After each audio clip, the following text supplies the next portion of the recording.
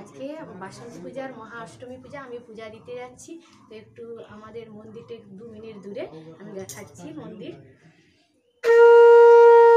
এই যে আমি রাস্তায় যাচ্ছি, আমাদের বাড়ি থেকে মন্দিরটা 2-3 মিনিট হবে, আমি যাচ্ছি।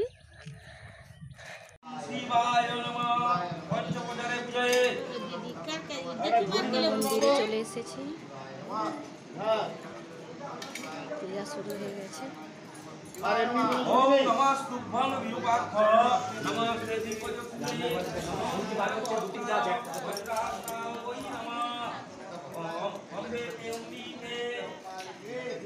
পুষ্পাঞ্জলি হয়ে গেছে, একটু সাইড হয়ে যান, একটু সোজা যারা হয়নি সামনে গিয়ে আসুন। এবার পুষ্পাঞ্জলি দেবো। তো আমাদের এখানে বাসন্তী পূজা প্রতিমা নয়, 4 গ্রামের 4 পাড়ার মা এনে স্থাপিত করে পুজো হয়।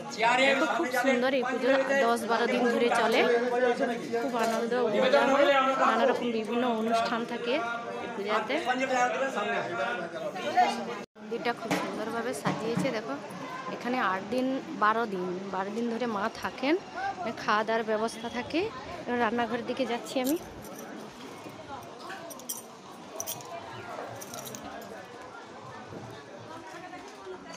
এই যে এখানে সবজি কাটা চলছে মায়ের জন্য, আর সেই দিকটায় রান্না চলছে। তো দশমীর দিন প্রচুর লোকজন খাওয়া দাওয়া করে, তো প্রায় 5 থেকে 6 হাজার। বাই বাই বন্ধু। কৃষ্ণ, আজকে বাসন্তী পূজার মহা অষ্টমী পূজা, আমি পূজা দিতে যাচ্ছি। তো একটু আমাদের মন্দিরটা 2 মিনিট দূরে, আমি দেখাচ্ছি মন্দির। এই যে আমি রাস্তায় যাচ্ছি, আমাদের বাড়ি থেকে মন্দিরটা 2-3 মিনিট হবে, আমি যাচ্ছি।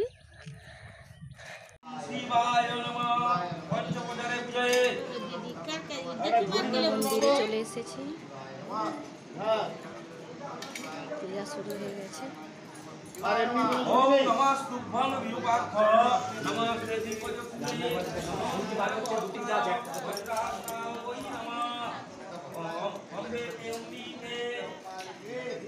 পুষ্পাঞ্জলি হয়ে গেছে, একটু সাইড হয়ে যান,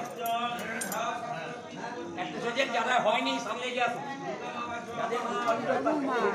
এবার পুষ্পাঞ্জলি দেবো। তো আমাদের এখানে বাসন্তী পূজা প্রতিমা নয়, 4 গ্রামের 4 পাড়ার মা এনে স্থাপিত করে পুজো হয়। তো খুব সুন্দর এই পুজো 10-12 দিন ধরে চলে, খুব আনন্দ মজা হয়, নানা রকম বিভিন্ন অনুষ্ঠান থাকে এই পূজাতে।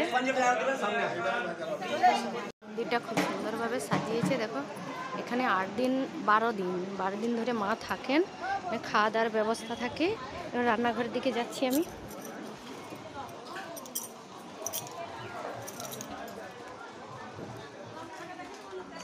এই যে এখানে সবজি কাটা চলছে মায়ের জন্য,